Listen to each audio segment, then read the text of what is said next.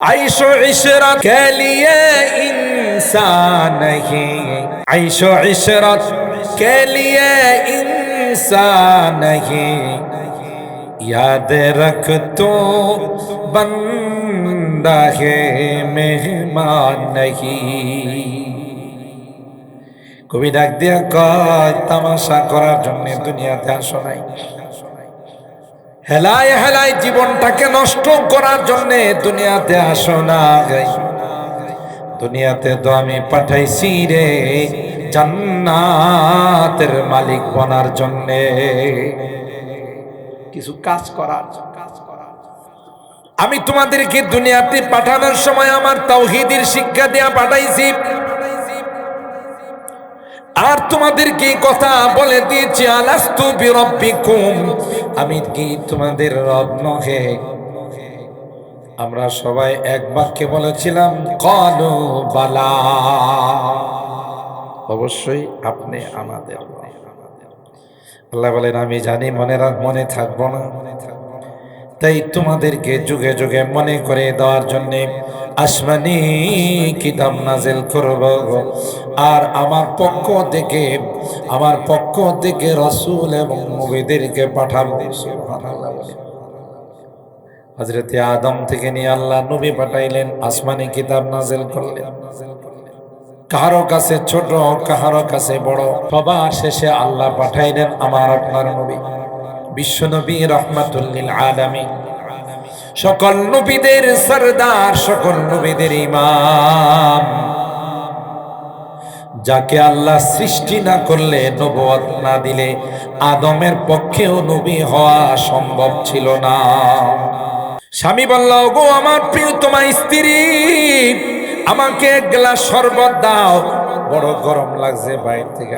হে 1000 দানার তাসবিহ নিয়ে কই তোমাকে ভালোবাসি, তোমাকে ছাড়া কিছুই বুঝি না, শরবত দাও, কই সময় নাই। আপনাদের কি ধারণা এই ভালোবাসা দুইয়া কি পানি খাইব? সে কি আদর করব না লাথি মারবো? তোমারই ভালোবাসা, আমি কই শরবত দিতে, তুই কোস আমার ভালোবাসা। তাসির রাসূলা ওয়া আনতা তুযহিরু হুব্বাহু ওয়া হাযা লা'amরি ফিল কিয়াস বাদিউ। যে যাকে ভালোবাসে তার সুন্নাত এবং তার চরিত্র তার মধ্যে বাস্তবায়ন করে। কথা বলেন ঠিক কিনা?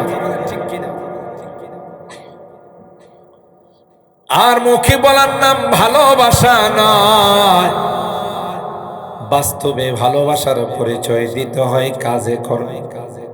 আল্লাহর হাবিব কে আল্লাহ পাক বলেন, কুল ইন কুনতুম তুহিব্বুনাল্লাহ ফাত্তাবিউনি ইউহিব্বুকুমুল্লাহ ওয়া ইয়াগফির লাকুম যুনুবাকুম ওয়াল্লাহু গফুরুর রহিম।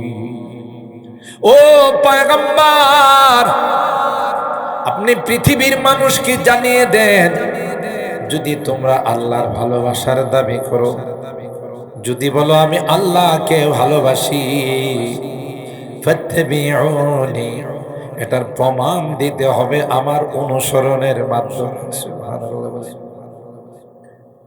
লাউ কানা হুব্বুকা সাদিকান লা আতাতাহু ফাইন্নাল মুহিব্বা লিমান ইউহিব্বু মুতিউ। আলহামদুলিল্লাহি ওয়া কাফা ওয়া সালামুন আলা ইবাদিহিল্লাযীনা ইসতাফা।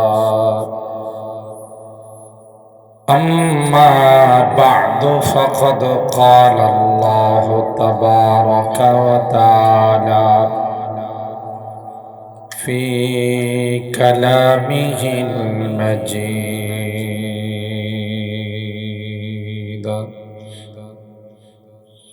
وفي فرقانه الحميد. أعوذ بالله من الشيطان الرجيم. بسم الله الرحمن الرحمن الرحيم فلا أقسم بمواقع النجوم وإنه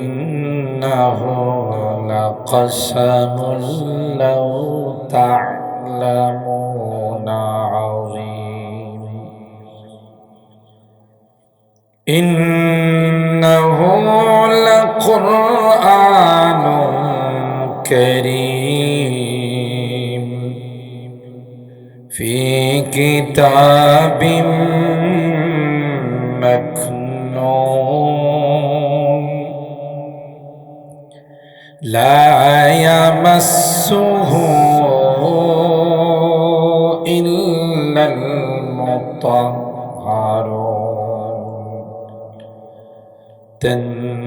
تنزيل من رب العالمين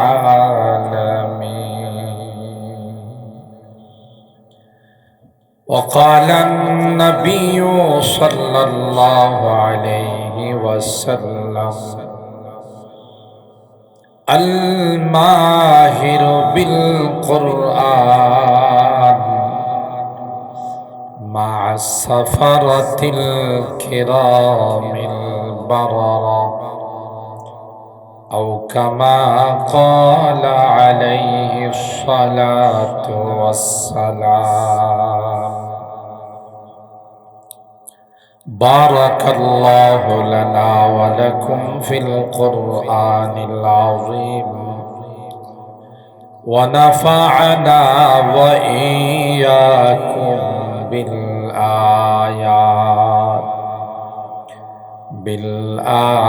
بالآيات والذكر الحكيم صدق الله العظيم وصدق رسوله النبي الكريم ونحن على ذلك لمن الشاهدين والشاكرين والحمد لله رب العالمين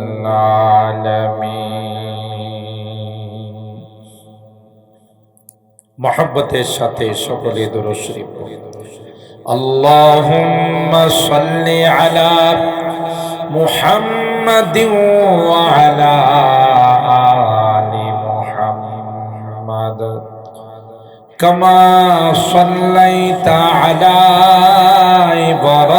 إبراهيم وعلى آل إبراهيم إنك حميد مجيد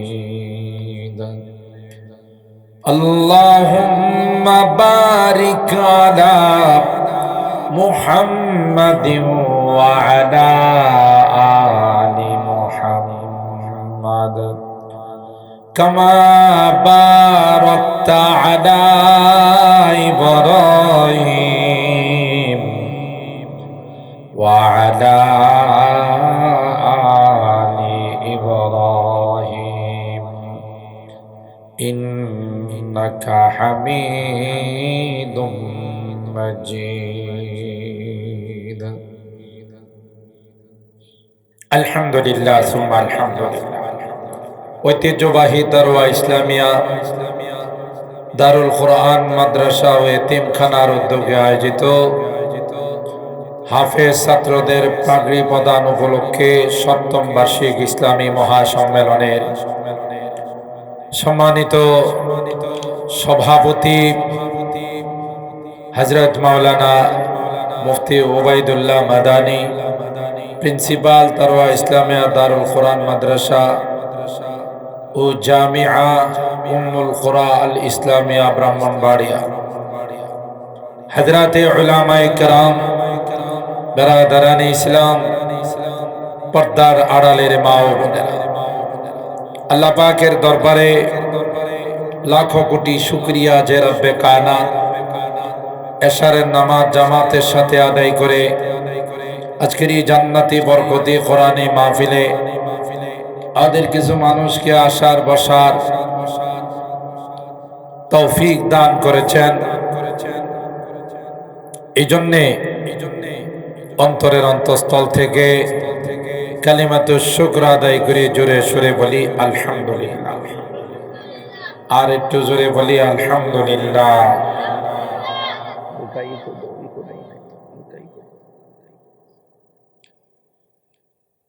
যেই পর্যন্ত মাইকের আওয়াজ যাচ্ছে, আমি বিনয়ের সাথে অনুরোধ করব, যারা আমরা রাস্তাঘাটে বাসা বাড়িতে দোকানপাটে ঘোরাফেরা করতেছি, অনতি বিলম্বে আমরা আজকে বরকতি মাহফিলে চলে আসি। কারণ এখানে আসলে আসমান থেকে রহমত বর্ষণ হয়। বাজারে ঘোরাফেরা করলে, বাসা বাড়িতে থাকলে কি রহমত নাজেল হবে? বলেন, হবে না।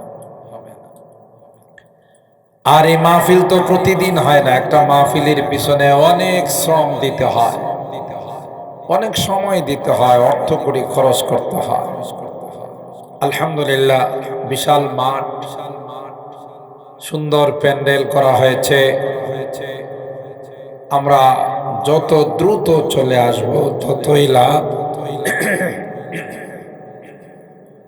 আল্লাহ রাব্বুল আলামিন আমাদের সকলকে প্যান্ডেলে আসার, কোরআন সুন্নাহর আলোচনা শোনার তৌফিক দান করুন, আমিন বলুন। আজকের মাহফিলের যিনি প্রধান মেহমান, পাকিস্তান থেকে আগত অনেক বড় মাপের আল্লাহওয়ালা মুফাক্কির ইসলাম, আন্তর্জাতিক খ্যাতি সম্পন্ন আল্লামা শেখ নওয়াব খান দামাত বারাকাতুহু, শুবায়ে পেশাওয়ার, পাকিস্তান, তিনিও আমাদের প্রিন্সিপাল সাহেব মাওলানা ওবায়দুল্লাহ মাদানী সাহেবের সঙ্গে চলে আসতেছেন। মুসাফিরের সাথে বসা, দোয়াতে শরীক হওয়া, এটাও ভাগ্যের বিষয়। আমি আপনাদের খিদমতে কোরআনুল কারীমের সূরা আল ওয়াকিআ এর কয়েকখানা ছোট্ট ছোট্ট আয়াত তিলাওয়াত করেছি। আয়াত নাম্বার 75 থেকে নিয়ে 80 পর্যন্ত।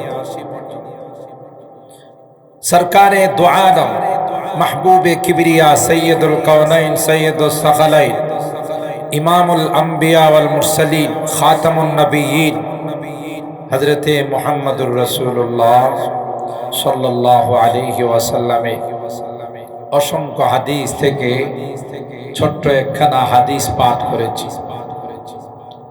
চেষ্টা করব আমার সংক্ষিপ্ত সময়ের মধ্যে আপনাদের খিদমতে কোরআনুল কারীমের আয়াতগুলোর আলোকে এবং হাদিসে পাকের আলোকে এই কোরআনের মাদ্রাসা সম্পর্কে দুই একটি কথা আরজ করার জন্যে আল্লাহ পাকের দরবারে তৌফিক চাই। সকলে বলুন আল্লাহুম্মা আমিন। আর একটু জোরে বলুন আল্লাহুম্মা আমিন। সম্মানিত সুধী, 104 খানা আসমানি কিতাব আল্লাহ নাযিল করেছেন। এর মধ্যে 4 খানা কিতাব সবচাইতে দামি, তাওরাত, জবুর, ইনজিল, আল কুরআন। আগের আসমানি কিতাবগুলোকে তখনকার লোকেরা রদবদল করে ফেলছে, পরিবর্তন করে ফেলছে। অবিকল আসমানি কিতাব নাই। গোটা বিশ্বে আসমানি কিতাবের একজন হাফেজ খুঁজে পাওয়া যায়, ঠিক না? কিন্তু আলহামদুলিল্লাহ, আল্লাহ পাকের শুকর, কোটি কোটি হাফেজে কোরআন আল্লাহ পৃথিবীর মধ্যে বানিয়ে ছেড়ে দিয়েছে। সুবহানাল্লাহ।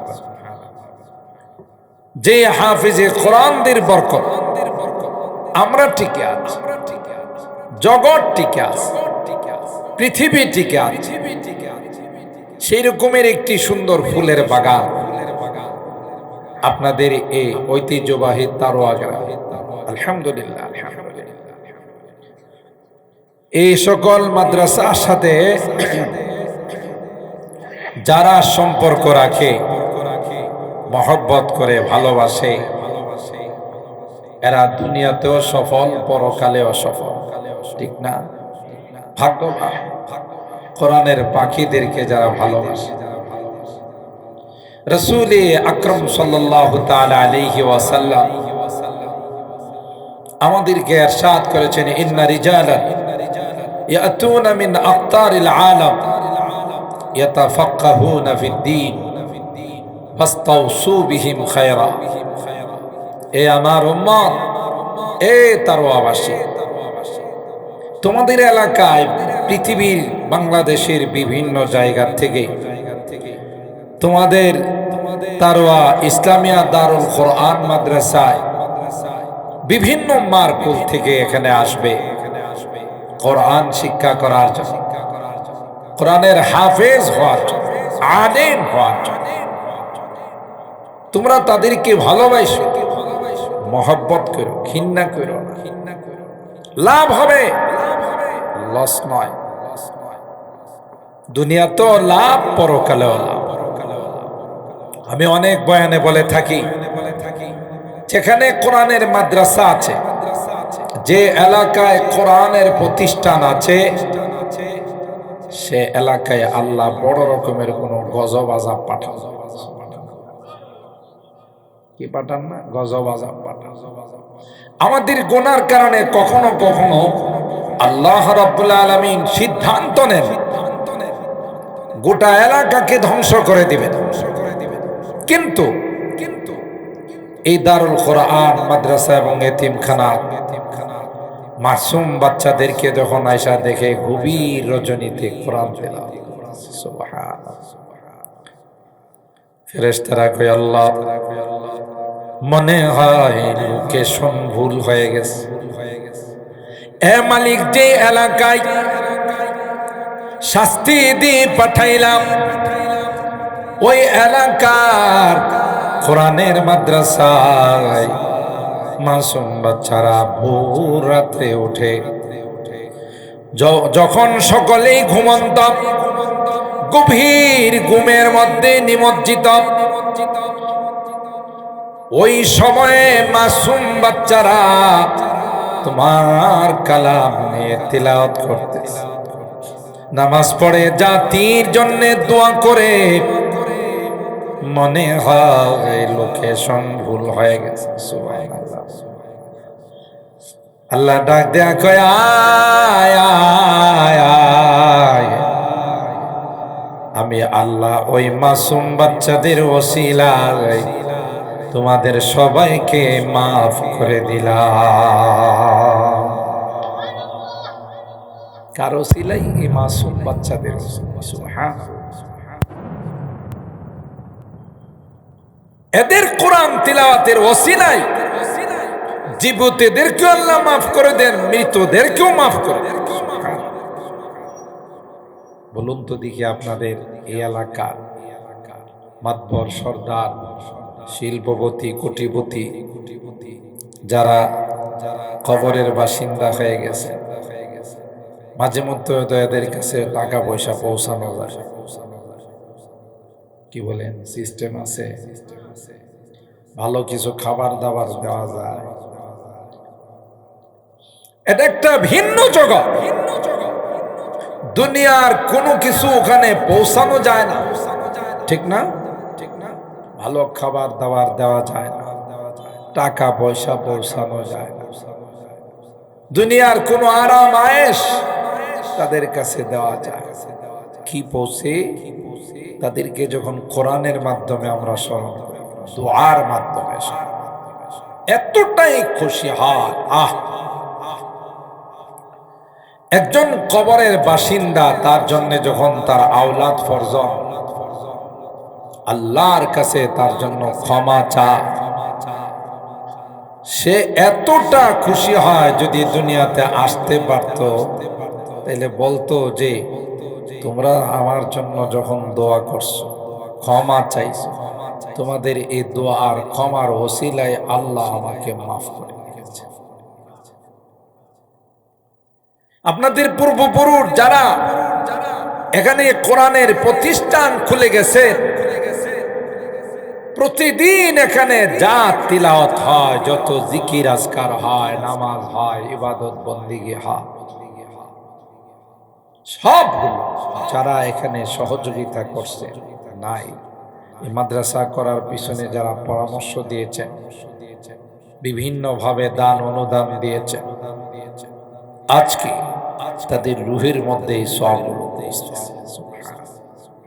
আমরাও তো একদিন থাকবো, সবাইকে যেতে হবে। দুনিয়া থাকার জায়গা নয়, এখান থেকে সবাই চলে যাইতে হবে, কারণ এটা তো আমাদের আসল বাড়ি না। আসল বাড়ি কোথায় বলুন না ভাই, জানো না ভাই কোথায়? বাবা আদম আলাইহিস সালাম, মা হাওয়া আলাইহাস সালাম দুইজনেই কোথায় ছিলেন? জান্নাতে ছিলেন। আমরা তাদের সন্তান না? বাবা মার বাড়ি যদি এক জায়গায় হয়, সন্তানের বাড়ি কি আর এক জায়গায় হয় না? ওখানে হয়। বাবা আদম আলাইহিস সালাম, মা হাওয়া আলাইহাস সালাম দুইজনেই জান্নাতে ছিলেন, তাদেরই সন্তান আমরা, সুতরাং আমরাও জান্নাতে। সুবহানাল্লাহ। তবে জান্নাতে যাওয়ার জন্য টিকিট লাগে, কিছু আমল লাগে। দুনিয়াতে আল্লাহ এই টিকিটটা নেওয়ার জন্য কাউন্টার হলো দুনিয়ায়। জান্নাতের মালিক হওয়ার জন্য যে টিকিট, এই টিকিটের কাউন্টার হলো দুনিয়া। এখান থেকে টিকিট নেওয়া যায়।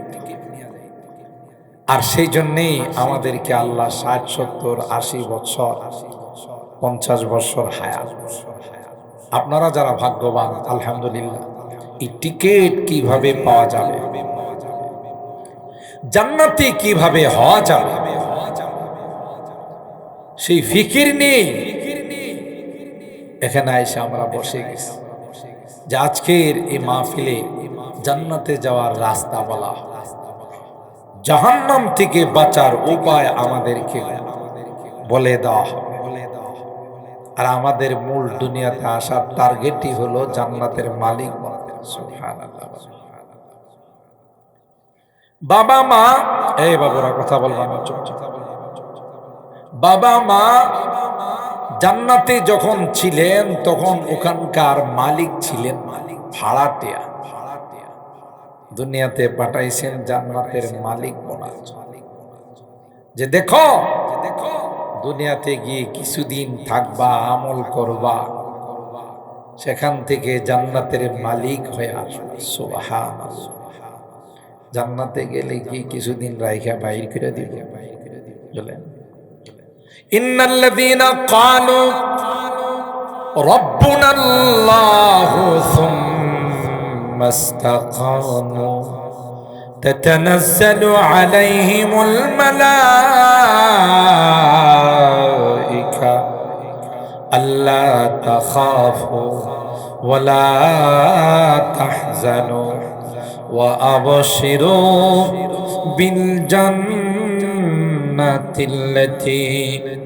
কুনতুম তুআদুন নাহনু আউলিয়াউকুম ফিল হায়াতিদ দুনিয়া ওয়া ফিল আখিরাহ ওয়া লাকুম ফিহা মা তাশতাহি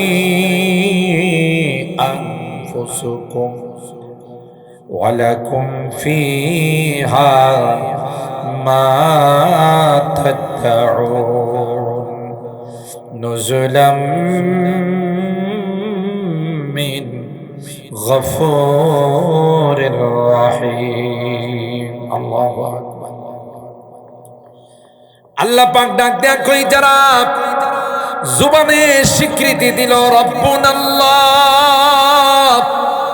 আমাদের রব আর কেউ নয়, আমাদের রব হলেন একমাত্র কে? সবাই কয় না, জুড়ে বলেন কে? রব কারে কয় জানেননি? পালনে ওয়ালা, যিনি লালন পালন করে, আরবিতে তাকে রব বলে। শুধু শুধু লালন পালন নয়, তারবিয়াতু শাইআন ফাশাইআন তাদরিজান বিতাদরিজি। যখন যে জিনিসকে যা দিয়া লালন পালন করার দরকার, সময় মতো তা দিয়া যিনি লালন পালন করেন তাকে বলা হয় রব।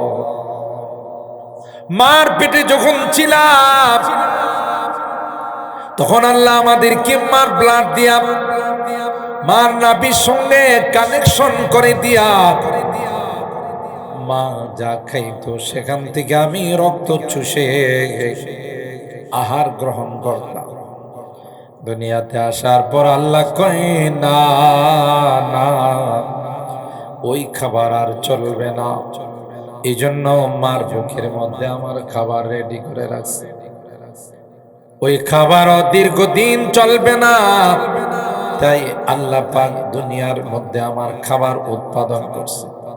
জমিনের মধ্যে চাওয়ার, বাগানের মধ্যে ফল ফসল, নদীর মধ্যে মাছ। সুবহানাল্লাহ বলি। কে বানাইছে? বৈজ্ঞানিকরা কয় মানুষ যে জিনিস বেশি খায় সে জিনিসের উৎপাদন বেশি হয়, বরকত বেশি হয়। কুরবানির সময় গরু জবাই করেন না আপনারা? এক সময় বাংলাদেশে কত কোটি কোটি গরু জবাই হয়, তাই না? তাই বলি কি বাংলাদেশ স্বাধীন হওয়ার পর আজ পর্যন্ত কোনো গরু শর্ট পড়ছে? আজকে বাজারে গিয়ে গরুর গোশত পাইছি না, কেন গরু নাই? এই কথা কোনোদিন শুনছেন? না। বরং যে জিনিস মানুষ যত বেশি খায়, আল্লাহ রাব্বুল আলামিন সেই জিনিসের উৎপাদন বেশি করে। কোনদিন শুনছেন যে মাছ পাই না?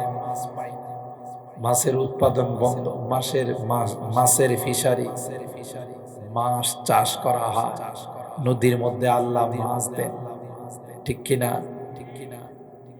যে জিনিস মানুষের রিজিক, ওই জিনিসের উৎপাদন বেশি। আপনাদের তারও এলাকায় কুকুর আছে না নাই? ভাদ্র মাস আসলে এক একটা কুকুর 1 ডজন বাচ্চা দেয়, কোনটা হাফ ডজন, তাই না? কিন্তু বছর শেষে তালাশ করলে কয়টা কুকুর খুঁজে পাওয়া যায়? কোনটা রিক্সার নিচে পয়রা মরে, কোনটা সিএনজির, কোনটা অটো, কোনটা এমনি মরা যায়। অথচ গরু একটাই বাছুর দেয়, তাই না? ছাগলে না ওই 2টা-3টা বাচ্চা দেয়, গরু একটাই দেয়। আর কুকুরে 12টা দেয়। এরপরও শেষ পর্যন্ত দেখা যায় 3-4টেও খুঁজে পাওয়া যায়। কেন? এই কুকুর মানুষের খাবার, এই জন্য তার মধ্যে বরকত নাই। গরু মানুষের খাবার, ছাগল মানুষের খাবার, মুরগি মানুষের খাবার। এই জন্য যতই তাকে ব্যবহার করা হয় ততই আল্লাহ বরকত বাড়িয়ে দেন। রিজিকগুলো কে দিতেছেন? মাছ দিয়ে, সবজি দিয়ে, ধান দিয়ে, গম দিয়ে, গোশত দিয়ে, কত রকমের রিজিক ব্যবস্থা করতেছেন কে? আল্লাহ। তিনি হলেন রব্বুল আলামিন। শুধু আমার আপনার রিজিক নয়, গোটা বিশ্বের যত প্রাণী আছে সবগুলোর রিজিকের ব্যবস্থা কে করে? জঙ্গলের মধ্যে কি বড় বড় হাতি। আপনি আমি যদি একটা হাতি পালি, দেখা যাবে যে সব বিক্রি করেও এর খাবার দেওয়া যাবে, এত খায়। সিংহ, বাঘ, যত রকমের হিংস্র প্রাণী আছে এগুলোর খাবার কে দিতেছে? মানুষ যখন এগুলোর খাবারের দায়িত্ব নিয়ে চিড়িয়াখানাতে ঢুকা, দেখবেন স্বাস্থ্যমন্ত্রী হয়ে যায়, একবারে শুকায়া হাড্ডি মাড্ডি বের হয়।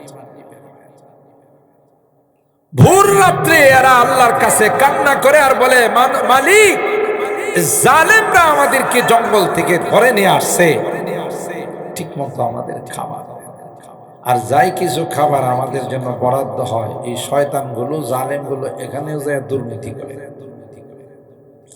পশুর খাবারও দুর্নীতি করে, জানে? খাবার বরাদ্দ হইল কথার কথা 5,000 টাকার, কিনে হইল 2,000 টাকা। খাবার বরাদ্দ হইলো টাটকা গোস্ত কিনার কিনে হইলো মরা গোস্ত।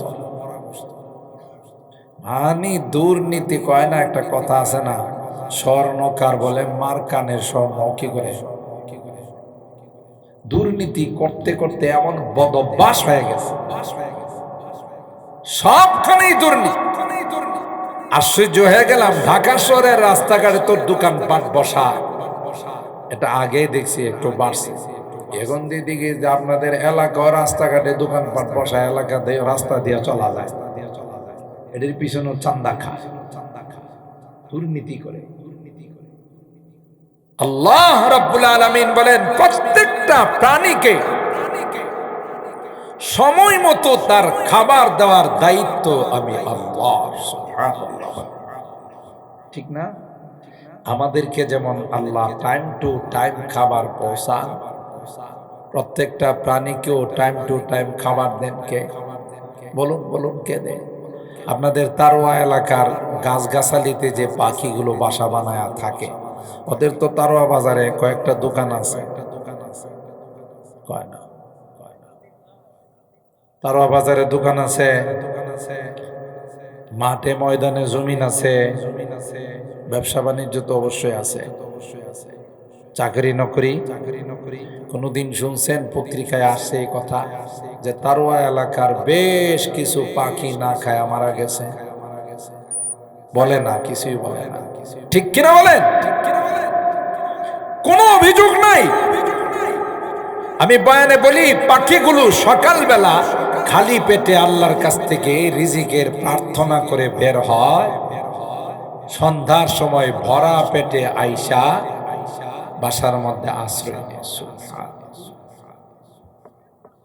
সন্ধ্যার সময় আমরা মনে করি পাখিগুলো কিচির মিচির চিচির মিচির করে,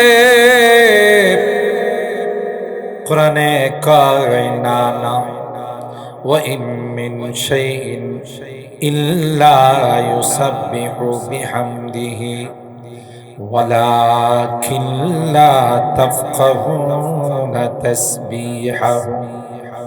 তোমরা বুঝো না, প্রত্যেকটা প্রাণী তার ভাষায় আল্লাহর পবিত্রতা বর্ণনা করে, আল্লাহর তাসবিহ পড়ে রে। কেন?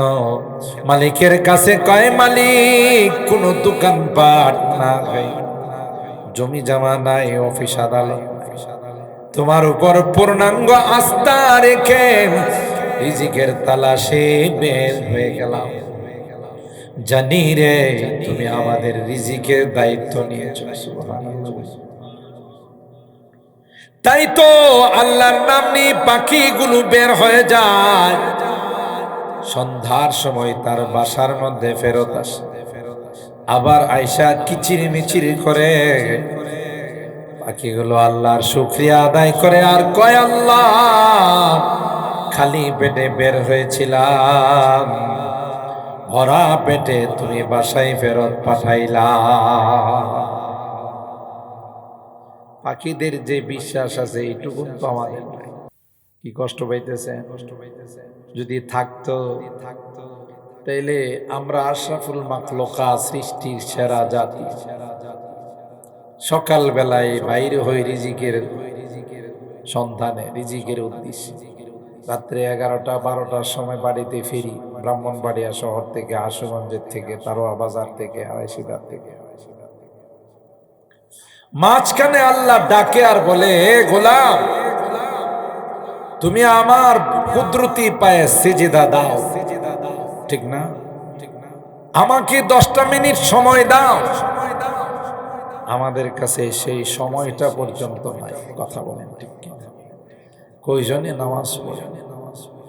মসজিদে গেলে কিছু মুরব্বীদেরকে দেখা যায়, কিন্তু যুবকরা যায়, শুক্রবারে যায়, ওয়াক্তিয়াতে যায়, শুক্রবারে জুমার নামাজ পড়ে মসজিদ থেকে আসার সময় খতিব সাহেবের কাছ থেকে 1 সপ্তাহ ছুটি নিয়ে আসে, মুসাফা করে আর হুজুর আগামী শুক্রবার আবার দেখা হবে।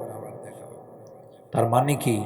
আজকে জমা পড়তে আসছি, আবার আগামী জমাতে আসবো। তাহলে 1 সপ্তাহ ছুটি নিল কার কাছ থেকে? খতিব সাহেবের কাছ থেকে, হুজুরের কাছ থেকে, হুজুর এক সপ্তাহ নামাজের ছুটি। কি সপ্তাহে একবার খাইলে চলে না, প্রতিদিন খাওয়া লাগে? বলে না। খাবার যদি প্রতিদিন লাগে, নামাজ কেন প্রতিদিন পড়া লাগে? নামাজ কি ছাড়ার ইবাদত?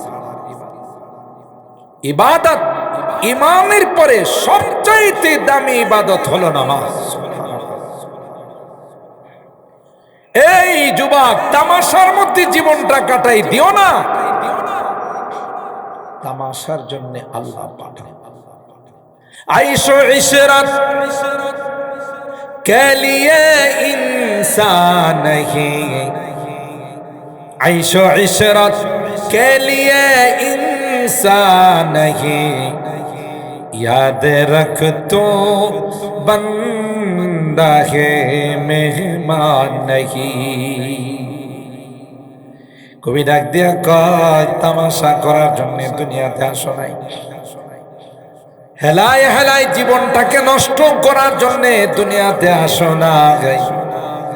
দুনিয়াতে তো আমি পাঠাইছি রে জান্নাতের মালিক বনার জন্যে,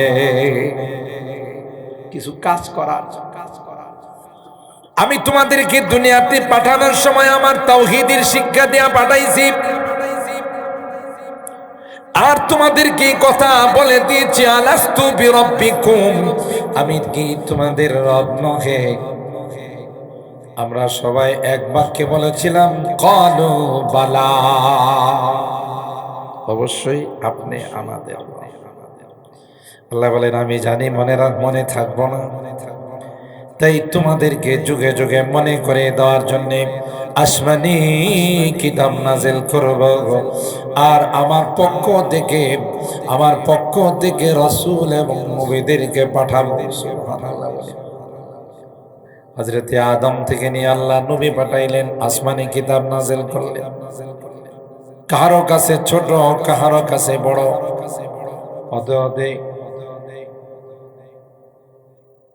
সবার শেষে আল্লাহ পাঠাইলেন আমার আপনার নবী, বিশ্ব নবী রাহমাতুল লিল আলামিন, সকল নবীদের সরদার, সকল নবীদের ইমাম, যাকে আল্লাহ সৃষ্টি না করলে, নবুয়ত না দিলে আদমের পক্ষেও নবী হওয়া সম্ভব ছিল না। ঠিক কিনা বলেন? আমরা তো আমাদের নবীকে চিনলাম, আমাদের রাসূলকে, আমাদের পয়গম্বরকে চিনলাম, তিনি যে সকল নবীদের সরদার। আল্লাহর হাবিব নিজে বলেন, কুনতু নাবিয়্যান ওয়া আদামু বাইনাল মাই ওয়াত তিন। এই উম্মত, আমার পরিচয় নাও, আমি তখন থেকে নবী যখন আদমের অস্তিত্ব হয় না। সুবহানাল্লাহ বলেন।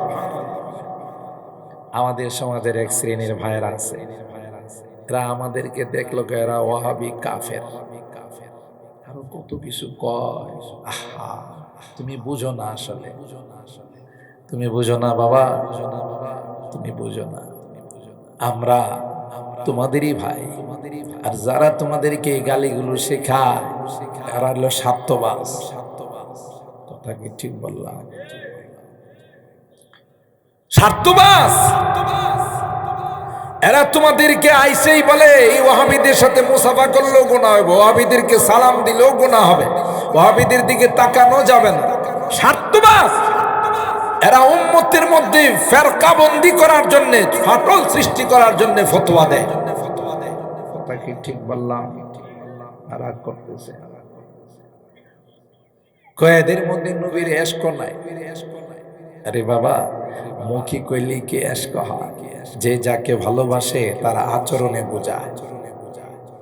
এই যে আমার যুবকরা রোনালদোকে ভালোবাসে, নেইমারকে ভালোবাসে, মেসিকে ভালোবাসে, দেখবেন যে চুল কাটে এমন স্টাইল কইরা, মাঝখানে বট গাছ আর চারপাশে হইলো তিতাস নদী। কথা কয় না? আপনাদের তারও এলাকার যুবকরা অবশ্য এরকম না, অন্য এলাকার কথা বলতেছি। আমি এক যুবকের জিজ্ঞাসা করলাম, কিরে বাবা, এটা আবার কোন স্টাইল রে? এটা হলো রোনালদোর স্টাইল। আবার দেখবেন গায়ে গেঞ্জি লাগায় ছবি লয়া লয়া ঘুরে। কিরে তুই এরকম করছস কা? কহে রে আমি ভালোবাসি। তাতে বোঝা গেল যে যাকে ভালোবাসে তার চরিত্র, তার আখলাক, তার সুন্নত, তার বেশভূষা তার মধ্যে বাস্তবায়ন। এটা হলো ভালোবাসার মূল মাপকাঠি। মনে করেন আপনার স্ত্রী, প্রিয়তমা স্ত্রী, সারাদিন তাসবিহ জপ, আমি তোমাকে ভালোবাসি, আমি তোমাকে ভালোবাসি, তুমি আমার জানের জান, ফরানের ফরান।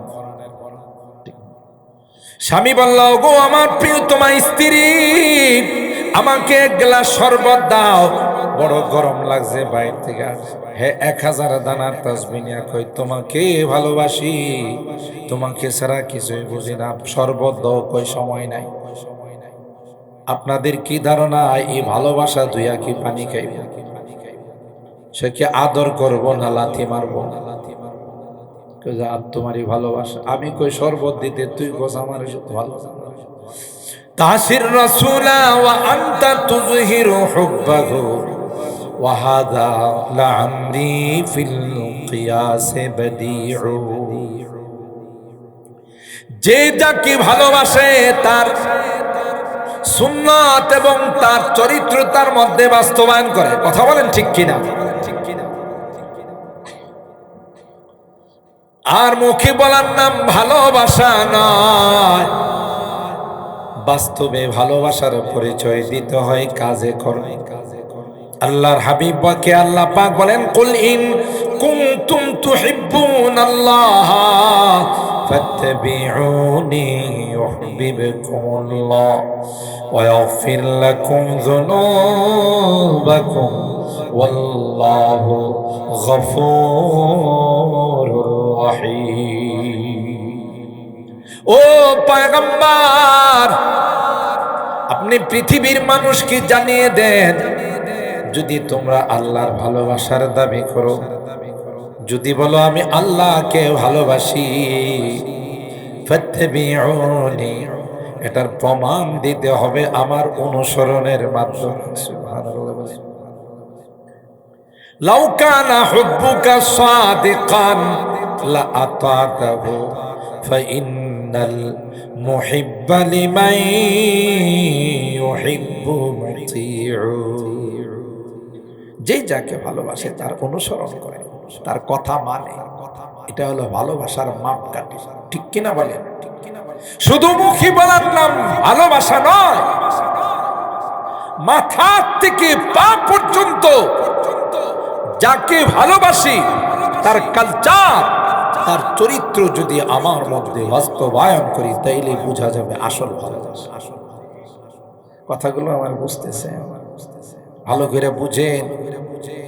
আমাদের মধ্যে ফেরকা বন্দি করার জন্য, একজনকে আরেকজনকে দূরে সরানোর জন্য কিছু মানুষ এসে ফিতনা সৃষ্টি করে।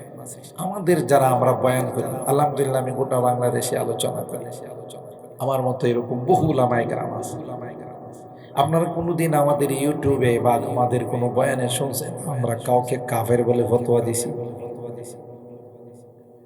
মানে যারা আলেম ওলামা আছে তাদেরকে কাফের বলে ফতোয়া দিছে? হ্যাঁ, যারা কাফের গোটা বিশ্বের সবার একমত, নবীর খাতমে নবুয়ত যারা মানে না, তাদের বিষয়টা ভিন্ন। কথা বলেন ঠিক কিনা? আমার নবীকে যারা খাতামুন নবীন মানে না, নবী মানে কিন্তু খাতমে নবুয়ত মানে না, তাদের ব্যাপারে গোটা বিশ্বের উলামায়ে কেরাম একমত যে এরা বেঈমান, এরা ঈমানদার না। কথা কয় না? আর কোনো দ্বিমত আছে? কোনো দ্বিমত নাই। বুঝেন কিন্তু কথা, কোনো দ্বিমত নাই। কেন? এরা নবী মানে, খাতমে নবুয়ত মানে না। আল্লাহ রাব্বুল আলামিন সূরাতুল আহজাবের মধ্যে স্পষ্ট ভাবে জানিয়ে দিয়েছেন, মা কানা মুহাম্মাদুন আবা আহাদিম মির রিজালিকুম ওয়ালাকিন রাসূলুল্লাহি ওয়া খাতামান নবিয়্যিন। এই আয়াতের মধ্যে বলেন আমার নবী, তিনি শুধু নবী নন, খাতামুন নবিয়্যিন, সমস্ত নবীদের শেষ। ঠিক কিনা? তারপরে পৃথিবীতে আর কোন নবীর আগমন ঘটবে কিয়ামত পর্যন্ত? কোরআনে আছে না নাই? কেউ যদি বলে পর নবী আসবে, তাইলে কি সেই এই আয়াতকে মানলো না অস্বীকার করলো?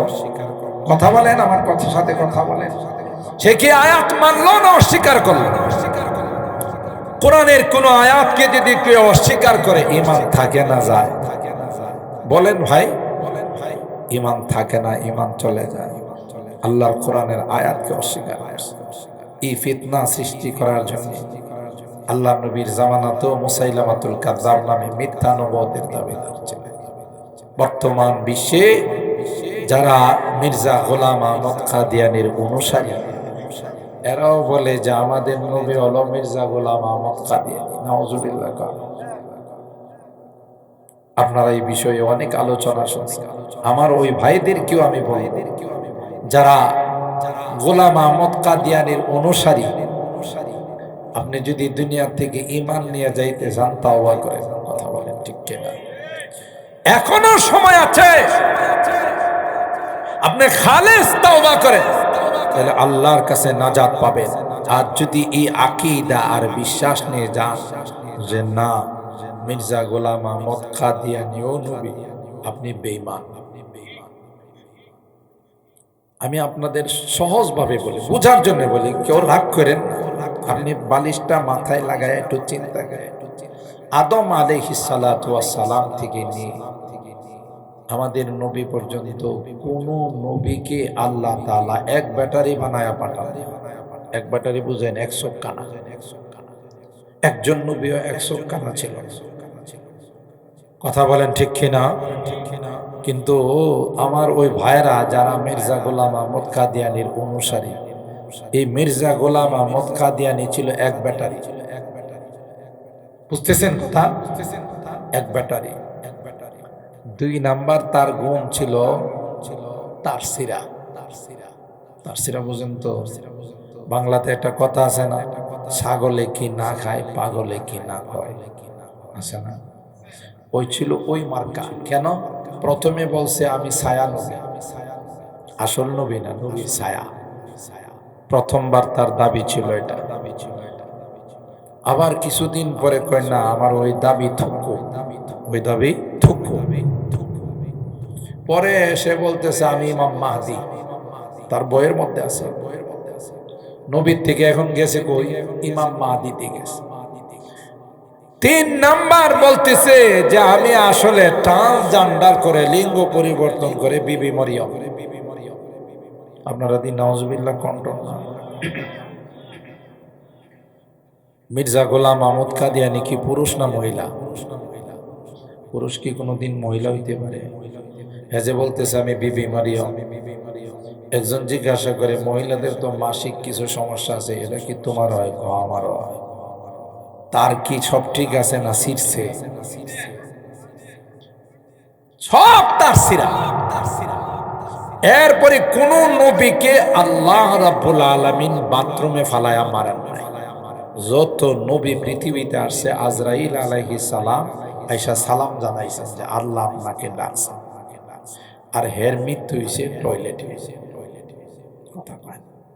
এই জন্য মাদ্রাসার ছাত্ররা যখন বাথরুমে যায়, একজন আর জিজ্ঞাসা করে দোস্ত কই যাও? কাদ্দানি অফিসে যাই। কথা পায় না, কাদ্দানি অফিসে যাই। কারণ কাদিয়ানীদের নবী যেহেতু এখানে মরছে, এদের বড় অফিসটা কই? ভাই বুঝতেছেন?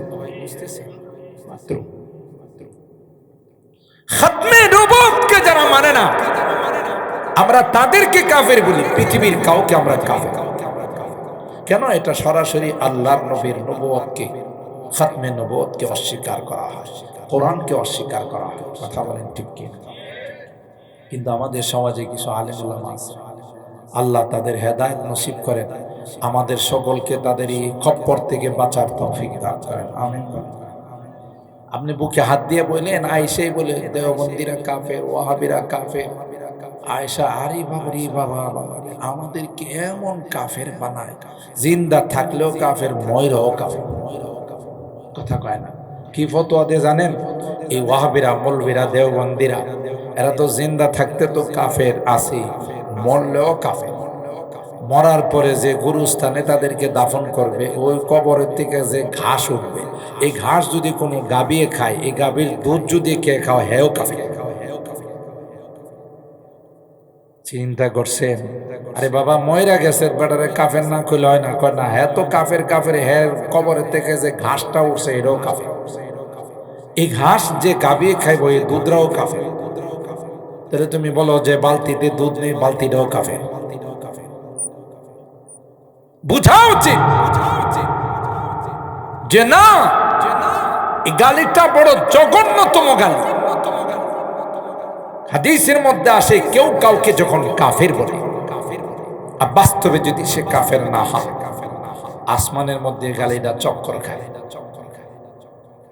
চক্কর খাওয়ার পর যারে বলছে হেতু কাফের না, এত ইমানদার, এত পাক্কা দিনদার, নবীর আশিক, আল্লাহকে বলে, আল্লাহ তাইলে আমি কই যাইব?